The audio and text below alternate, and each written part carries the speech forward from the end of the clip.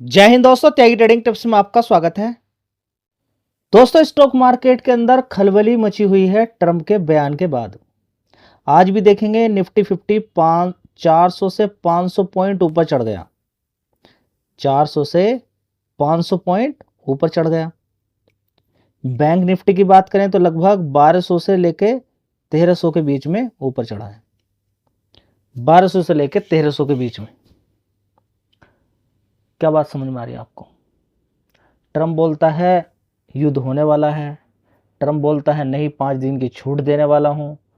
Trump बोलता है मैंने छूट सिर्फ इस चीज़ की दी है कि मैं आपके पावर प्लांट पर अटैक नहीं करूंगा, बाकी तो अटैक जारी रहेगा। युद्ध चालू है। इजराइल भी अटैक कर रहा है, ईरान भी अटैक कर रहा है। अमेरिका अपना अलग प्रकार की बुद्धि दौड़ा रहा है। अमेरिका की बात नहीं करेंगे हम, यहाँ पे सिर्फ ट्रंप की बात करेंगे। ट्रंप को बड़ा मजा आता है मार्केट को ऊपर नीचे करने में। उसको ये बात से मजा नहीं आता है कि इस चीज़ का क्या असर पड़ेगा। उसको ये चीज़ से असर आता है कि मैंने आज मार्केट बंद होने के बाद ये चीज़ बोल दी, मार्केट खुलने से पहले मैंने ये बात बोल दी है, और उसके लोग लगे रहते हैं। ट्रंप ने इधर बोला, उधर की साइड में लोगों की मौज मौज आ जाती है। ट्रंप को मालूम था कि आज एक्सपायरी है, कल शाम के टाइम कुछ अलग ही बोल दिया, मार्केट को पहले गिराया। पहले बोला कि 48 घंटे की वार्निंग है, 48 घंटे के अंदर अगर ईरान तैयार हो गया होर्मुज स्ट्रेट को खोलने के लिए तब तो ठीक है, नहीं तो उसके पावर प्लांट पर अटैक कर दिया जाएगा। समझ रहे हैं बात को आप? वहां पर भी कमाया पैसा, इधर भी। तो ट्रंप को किधर से नुकसान हो रहा है भाई? अमेरिका का नुकसान हो रहा होगा, लेकिन हो सकता है उनका भी नुकसान नहीं हो रहा हो। कोई एक ऐसा ग्रुप हो जो आराम से पैसा कमा रहा हो। और ये विदेशी लोग तो खूब पैसा कमाते हैं कॉल पुट के थ्रू। इंडिया से पहले का डेटा उठाकर देख लीजिए जी। तो क्या करें? देखिए, कॉल पुट आपको खेलनी नहीं है, इन सारी चीज़ों पे जाना नहीं है।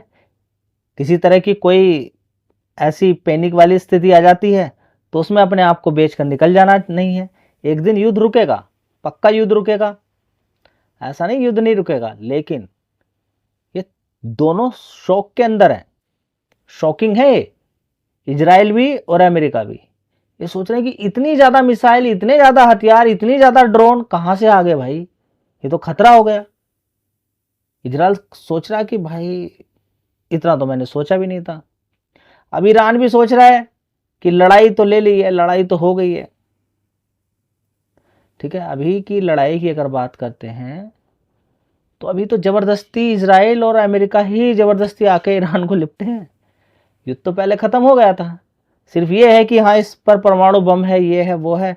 अब तो ज़बरदस्ती का युद्ध किया है इजराइल ने, अमेरिका ने मिलकर, दोनों ने। ईरान अभी यहाँ पर एक्टिव नहीं था, उसकी पहले पिटाई हो चुकी है काफ़ी पहले, और बोला गया कि हाँ ऐसा ऐसा हो सकता है, लेकिन उसने प्रिपरेशन करके रखी हुई थी। उसको मालूम था कि आने वाले टाइम में अमेरिका इजराइल या फिर इजराइल के साथ बड़ी लंबी लंबी लड़ाई देखने को मिल सकती है। कम ईरान भी नहीं है। ईरान को भी बड़ा घमंड था कि मेरे पास ऐसे बड़े बड़े हथियार हैं, मैं डरने वाला नहीं हूँ। ईरान को भी समझ में आ रहा है कि बड़ा दुख हो गया, बड़ी दिक्कत हो गई भाई, बड़ा बड़ा नुकसान देखने को मिल रहा है। आगे क्या नुकसान होगा किसी को मालूम नहीं है। इन दोनों ने अगर ज़बरदस्ती अटैक किया है तो भाई वो पता तो था कि हाँ आगे क्या क्या होगा, लेकिन ये नहीं पता था कि इतना कुछ हो सकता है। अब जब इतना हो गया है तो आगे भी कुछ हो सकता है, कहा कुछ नहीं जा सकता। ये युद्ध कितना लंबा चलेगा उसको भी नहीं कहा जा सकता है, और अभी क्या क्या चीज़ें देखने को मिलेगी उसके बारे में भी कुछ नहीं कहा जा सकता है। लेकिन हाँ, ईरान ने अपने आसपास के लोगों को दुश्मन बना के रखा हुआ है। ठीक है, इंडिया को दोस्त वो बोल रहा है कि हाँ इंडिया मेरा दोस्त है। हाँ, पहले दोस्ती निभाई भी है, ठीक है, लेकिन अभी हाल फिलहाल में जब दोस्ती निभाने की ज़रूरत थी तब उस समय पीछे हट गया ईरान। देखिए, ईरान की बहुत सारे लोग तारीफ़ कर रहे हैं, मैं भी तारीफ़ करता हूँ। ठीक है, हमारे पहले रिश्ते ठीक हैं, इजराइल के साथ ही अमेरिका, हमारे किसी के साथ रिश्ते कोई ख़राब नहीं होते हैं। मुझे एक बात पे गुस्सा है कि हमारे 22 जहाज रुके हुए हैं और यहाँ पर गैस नहीं है। तो भाई यही तो समय था, छोड़।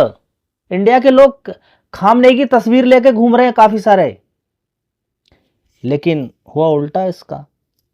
नहीं छोड़े, दिखाई दादागिरी कि मैं किसी को नहीं छोड़ूंगा, बस चाइना चाइना का छोड़ूंगा। छोड़ना चाइना का मेरे भाई। चाइना जिस दिन अपना रूप दिखाएगा ना, ईरान को सीधा सटक जाएगा गले के अंदर, अंदर सीधा। चलिए उस चीज़ को छोड़ दीजिए, ये सारी चीज़ें चल रही हैं, आपको मालूम भी होना चाहिए कौन सपोर्ट कर रहा कौन नहीं कर रहा, ये सारी चीज़ें आपके सामने हैं। चाइना इसलिए सपोर्ट कर रहा है क्योंकि अमेरिका उसका दुश्मन है, और रसिया इसलिए सपोर्ट कर रहा है क्योंकि रसिया का पंगा चल रहा है। तो ये चाहते ही हैं कि किसी ना किसी तरीके से अमेरिका कमज़ोर देखने को मिले, ठीक है। सबका अपना अपना एक लालच है, लेकिन इंडिया का सीधा फंडा है कि भाई लड़ाई का ये युद्ध है नहीं, इस समय नहीं है युद्ध का। ये जो अभी का समय चल रहा है ये युद्ध का नहीं है, लेकिन फिलहाल फिर भी युद्ध चल रहा है लगातार, ठीक है। तो अभी युद्ध के बारे में कुछ नहीं कहा जा सकता कि किसी को ऐसा लग रहा हो कि आज की तेजी ये 4.5-5% की तेजी बन गई है तो बस एकदम से कूद जाए, नहीं। सबसे बढ़िया हमेशा सदाबहार रहेगा SIP, ये सबसे बेस्ट चीज़ है। बड़ी बड़ी गिरावटें हुई हैं, और अब के माहौल के अलावा भी बड़ी बड़ी गिरावटें पहले भी कभी हुई हैं, इस चीज़ का आपको मालूम होना चाहिए। तो मदरसा सुमी वायरिंग की बात करते हैं, 37 रुपये 54 पैसे का शेयर यहाँ पर देखने को मिल रहा है। बड़ी गिरावट इसके अंदर देखने को मिल रही है। 54 रुपये का यहाँ पर था भाव, गिरते गिरते 31 से 54 मारा, और अभी देखिए यहाँ पर 37 रुपये के आसपास ये शेयर यहाँ पर मंडरा रहा है, ठीक है। अगर ये यहाँ से तेज़ी दिखाता है और ये अपने उसी लेवल के आसपास पहुँच जाता है, तो क्या आप मुझे बता सकते हैं कि 37 रुपये का शेयर आने वाले टाइम में अगर फिर दोबारा से 55 रुपये मार देता है तो आपका कितना पैसा बन सकता है, ये आप बता दीजिए। 60% का मार्केट शेयर ये कंपनी रखती है पर्टिकुलर फील्ड के अंदर, तो इस चीज़ पर भी आपका फोकस होना चाहिए। दोस्तों गिरावट का कब कैसा मूड बन जाए किसी को मालूम नहीं है, लेकिन हाँ ये आपको देखना चाहिए चार्ट किस तरीके का। देखिए बोनस स्प्लिट भी इसके अंदर एडजस्ट रहता है। 2024 के अंदर कंपनी ने बोनस दिया था, ठीक है, तो भाव कुछ और था। ये आप देखेंगे 2024 में अगर 1235 रुपये का भाव आपको दिखाई दे रहा है तो इसका जस्ट डबल ही कर लीजिए यहाँ पर आप, ठीक है। तो ओवरऑल मिला के देखेंगे, अगर हम इसका भाव देखने की कोशिश करते हैं अगर हम यहाँ पर भाव देखने की कोशिश करते हैं, यहाँ पर देखिए हम 2025 के अकॉर्डिंग देखते हैं तो 1586 रुपये का भाव, आज की डेट में 433 रुपये का शेयर है, ठीक है। तो गिरावटें आपके हाथ में नहीं है, कितनी कितनी गिरावटें होंगी दिमाग आपका काम करना बंद कर देगा। स्टडी कीजिए, ऐसा नहीं कि मैं आपसे बोल रहा हूँ खरीद लीजिए, इसके बारे में आपको नाम बता दिया है, इसके बारे में स्टडी कीजिए। 6000 करोड़ का मार्केट कैप है, छोटी ही कंपनी है।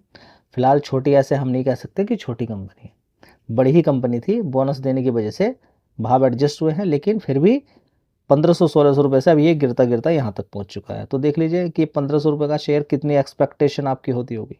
कभी आपने सोचा नहीं होगा कि 60-60 70-70% भी शेयर गिरते हैं क्या, देख लीजिए नज़ारा। चलिए दोस्तों अगला शेयर है रेल विकास निगम लिमिटेड। तो यहाँ पर अगर हम बात करते हैं तो देखिए कभी ये शेयर कितने का होता था, 30 रुपये का, 20 रुपये का, सीधा सीधा भागकर कितना पहुँच गया, ये देखिए 626 रुपये। तो आप कैसे मान सकते हैं कि 20 रुपये का शेयर 626 पहुँच गया। कमाल की बात ये पहुँच कैसे गया, और कमाल की बात ये लगातार गिरता जा रहा है। तो सीक्रेट हिडन आप देखिए कि मार्केट के अंदर कौन सी शक्ति मान के चले, कौन सी पावर है जो किसी भी शेयर को 20 रुपये से 625 रुपये तक ले जा सकती है। किसी भी शेयर को 620 रुपये से 30 रुपये से 625 रुपये तक लेकर जा सकती है, वो कौन सी पावर है, उसके बारे में आपको मनन करना है, उसके बारे में स्टडी करनी है आपको। मतलब कि जब आपका नंबर आएगा आपके शेयर के अंदर भी तेजी बनेगी, लेकिन जब गिरावटें होंगी तो देखिए कितनी बड़ी बड़ी गिरावटें हो सकती हैं। फाइनली आप ये पाएंगे कि आपके हाथ में तो कुछ नहीं है, लेकिन हाँ आपके हाथ में जो है आप उसका यूटिलाइजेशन कर सकते हैं। जी क्या यूटिलाइज करें हम, आपके हाथ में है 1 शेयर खरीदना या 100 शेयर खरीदना, ये बहुत ही बड़ी अच्छी शक्ति मार्केट ने आपको दे दी है। आपको कोई ऐसा बाउंड करके नहीं रखा कि आपको मिनिमम इतना पैसा लगाना ही पड़ेगा, 1 शेयर के बराबर तो लगाना ही पड़ता है, ठीक है। तो टुकड़ों में तो आपको शेयर मिलेगा नहीं, बिटकॉइन तो है नहीं कि आपको इस तरह से मिल जाएगा, ठीक है। तो यहाँ पर आप क्या फ़ायदा उठा सकते हैं कि आपका मन है कम शेयर खरीदें, तो आपको मार्केट के अंदर ज़्यादा घुसना नहीं है, बस स्टडी करनी है बढ़िया कंपनियों के बारे में, और अच्छी खासी थोड़ी गिरावट देख लें, बढ़िया कंपनी और गिरावट, और उसके बाद उसके अंदर SIP करें। देखिए अगर आप शेयर खरीदते हैं और शेयर गिर जाता है, फिर आपको याद आता है कि सारे पैसे मैंने ऊपर क्यों लगा दिए, तो आप नशे के अंदर हैं। आप किसके अंदर हैं, एडिक्ट हो चुके हैं, आप नशे के अंदर हैं, आपको एक हैबिट बन चुकी है। स्टॉक मार्केट फिर आपके काम की चीज़ नहीं है, छोड़ दीजिए। अगर आपको खरीदने के बाद में याद आता है कि मैंने तो ज़्यादा पैसा लगा दिया, या फिर खरीदने के बाद नीचे काफ़ी शेयर गिर गया, 40% भी 30% भी, आपके पास एवरेज बनाने के लिए पैसे ही नहीं है, तो आप कहेंगे एवरेज बनाने के लिए किस पे पैसे होते हैं भाई। देखिए, आप जितने भी शेयर खरीदने हैं पहले से ही डिसाइड कर लीजिए, नोटबुक में लिख लीजिए, नोटबुक में लिख लीजिए कि मुझे इस कंपनी के अंदर 25,000 रुपया लगाना है। ठीक है, 25,000 रुपया आपको लगाना है। ठीक है, अब यहीं से डिसाइड कर लीजिए कि 25,000 रुपया एक बार में नहीं लगाना है, 5,000 रुपया करके 5 बार में लगाना है, काम खत्म। लेकिन ये भी आदत आपको डालनी पड़ेगी, ये भी आपको हैबिट डालनी पड़ेगी, तभी जाके बात बनेगी। ठीक है, तो हर तरह की हैबिट है, एक बेकार वाली हैबिट है उसको निकालिए, इस वाली हैबिट का अलग ही आनंद है। तो एक गिरावट, मान लीजिए कि आपने 350 रुपये शेयर खरीदा, आज की डेट में 258 रुपये पर है।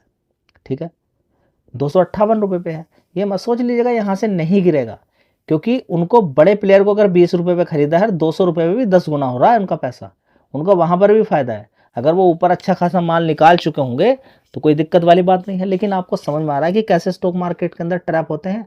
1600 रुपये का शेयर 400 रुपये, 600 वाला शेयर 258 रुपये। कहानी सारी क्या है कि हम नहीं देखते हैं कि शेयर पहले कितना भागा हुआ है, हम नहीं देखते हैं कि कितना रुका हुआ था, कितनी तेजी बनी, उसके अंदर कितना पैसा लगाया गया, उसको कितना ज़बरदस्ती भगाया गया। तो समझिए कि यहाँ पर कौन सी शक्ति काम करती है। ठीक है, तो आपके पास भी है एक पावर, और बड़े प्लेयर के पास तो शेयर को भगाने गिराने की पावर है ही। ठीक है, थोड़ा सा ध्यान रखें इन सारी चीज़ों का। धन्यवाद।